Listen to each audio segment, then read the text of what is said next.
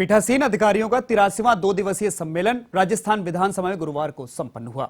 इसमें देश भर के विधानसभा अध्यक्ष, उपाध्यक्ष और विधान परिषद के सभापति शामिल रहे। इस मौके पर विधानसभा को वित्तीय स्वायत्तता के अधिकार मिलने का गवाह राजस्थान की विधानसभा बनी है। मुख्यमंत्री अशोक गहलोत ने विधानसभा को वित्तीय स्वायत्तता देने पर सैद्धांतिक सहमति जताई। वहीं 2 दिन के इस सम्मेलन में विधायिका को सशक्त और मजबूती के लिए 9 प्रस्ताव भी पारित किए गए। देखिए एक खास रिपोर्ट।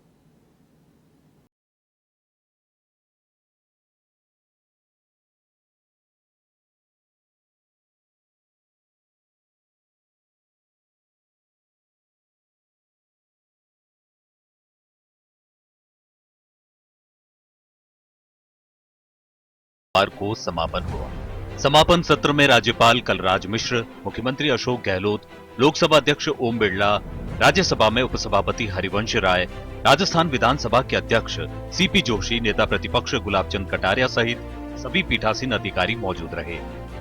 सम्मेलन में राजस्थान विधानसभा में कई सत्रों में अलग अलग विषयों पर चर्चा हुई।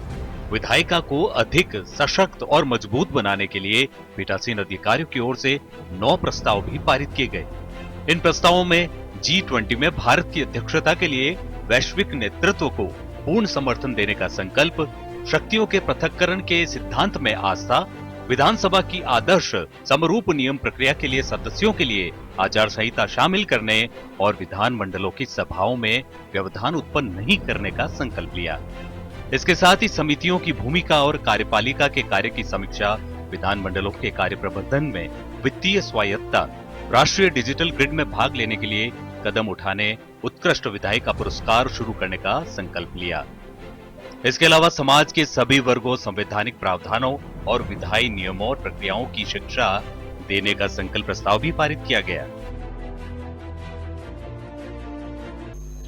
ये 23वां सम्मेलन नई ऊर्जा से, नए संकल्प के, नए निर्णयों के साथ आज संपन्न हुआ। सम्मेलन में हमने कई विषयों पर चर्चा की, संवाद किया, विचारों का आदान प्रदान किया और अलग अलग विधानसभाओं ने जो नवाचार की, बेस्ट प्रैक्टिस की, उसको भी साझा किया ताकि इससे अन्य विधानसभाओं को नवाचार करने की प्रेरणा मिले।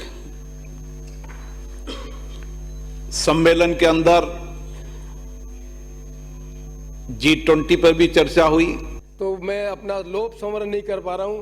माननीय मुख्यमंत्री जी, मैं आपसे अपेक्षा करूंगा कि आप जब भाषण दें तब हम सब पीठासीन अधिकारियों के मन में जो कल्पना है कि राजस्थान पहला प्रदेश होगा जहां विधानसभा में वित्तीय स्वायत्तता का अधिकार आप देंगे। मैं समझता हूं कि अन्य मुख्यमंत्री जी भी इससे प्रेरित होकर और लोगों को स्वायत्तता देंगे, जिससे विधानसभा के पीठासीन अधिकारी अपने जिम्मेदारी का निर्वहन प्रभावशाली ढंग से कर सकें। हमने कुछ प्रस्ताव पास किए, उसके संबंध में माननीय अध्यक्ष बिरला जी, सभापति जी बोलेंगे। मैंने तो इस अवसर का लाभ उठाकर यह बात अपनी कही। मैं एक बार पुनः जितने भी हमारे पीठासीन अधिकारी हैं उनका बहुत हृदय से आभार व्यक्त करता हूं कि वो सब समय निकाल कर यहाँ पर आए और पीठासीन अधिकारी को सम्मेलन को सफल किया। उसके लिए बहुत बहुत धन्यवाद। राज्यपाल कलराज मिश्र ने राजस्थान विधानसभा के संदर्भ में कई बातें कही। उन्होंने कहा कि बिना सत्रावसान के विधानसभा का सत्र सुचारू रखना लोकतंत्र के लिए गलत परंपरा है। इससे विधायकों के प्रश्न पूछने के अधिकारों का हनन हो रहा है। उल्लेखनीय है कि राजस्थान विधानसभा में पिछले 2 वर्षों से सत्रावसान के ही कई सत्र सुचारू किए गए और सत्रावसान के ठीक बाद विधानसभा का सत्र बुलाया गया। उन्होंने कहा कि विधानसभा में पारित विधेयक पर जब तक राज्यपाल के हस्ताक्षर नहीं होते तब तक वह कानून का रूप नहीं लेता है। ऐसे में कई बार राज्यपाल पर आरोप लगाए जाते हैं। उन्होंने कहा कि जब तक विधेयक पर विस्तृत चर्चा नहीं होगी तब तक जनता के हित में कानून नहीं बनाए जा सकते। मिश्र ने कहा कि बहुमत के आधार पर कानून नहीं बनना चाहिए। मुख्यमंत्री गहलोत ने कहा कि सम्मेलन में लिए निर्णयों के दूरगामी परिणाम देखने को मिलेंगे। उन्होंने विधानसभा को वित्तीय स्वायत्तता के अधिकार देने पर सैद्धांतिक सहमति दी, उस पर सरकार विचार करेगी। हालांकि उन्होंने कहा कि वे स्पीकर सीपी जोशी की किसी बात को नहीं टालते। गहलोत ने राज्य सरकार की ओर से चिरंजीवी योजना, वृद्धजन पेंशन और ओल्ड पेंशन स्कीम का जिक्र किया और कहा कि दुनिया के देशों में सोशल सिक्योरिटी का अधिकार है। ऐसे में सोशल सिक्योरिटी के तहत पुरानी पेंशन स्कीम पूरे देश में लागू करनी चाहिए।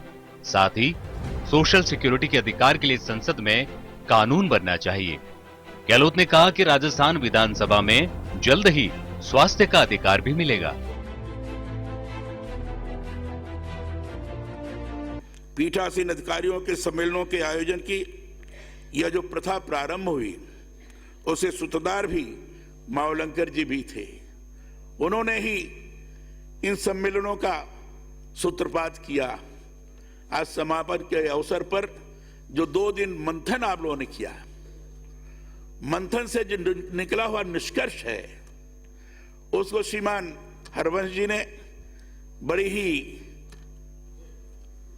अच्छे तरीके से आपके सामने प्रस्तुत किया और आदरणीय अध्यक्ष जी ने उसको आपके सामने प्रस्तुत करते हुए अपेक्षा भी की सभी लोग इसको अपने आचरण और व्यवहार में लाएं तो ज्यादा अच्छा होगा।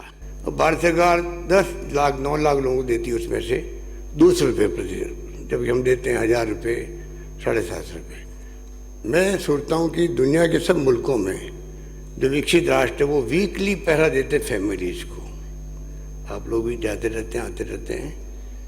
कोई परिवार जो नीडी है उसके भरण पोषण की सरकार जिम्मेवारी होती है। कोरोना के अंदर हमने अनुभव किया और 35 लाख लोगों हमने डेस्टिट्यूट थे, उन सबको हमने ढूंढ करके उनके घरों में डीबीटी करी, बैंकों में 5 बार 5,500 रुपये दिए हम लोगों ने। एक कॉन्फिडेंस बढ़ा कि भाई ऐसे वक्त में सरकार खड़ी है।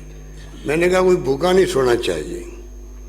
और मुझे कहते हुए घर है कि राजस्थान वासियों ने, तमाम बड़ी पार्टी कार्यकर्ताओं ने, हमने कांग्रेस बीजेपी सबको साथ लिया, सीपीएम, और मुझे खुशी तमाम पार्टी के कार्यकर्ताओं ने, धर्मगुरुओं ने, एक्टिविस्ट ने, एनजीओ ने मिलकर के उस वक्त में एक दूसरे की इमदाद करी।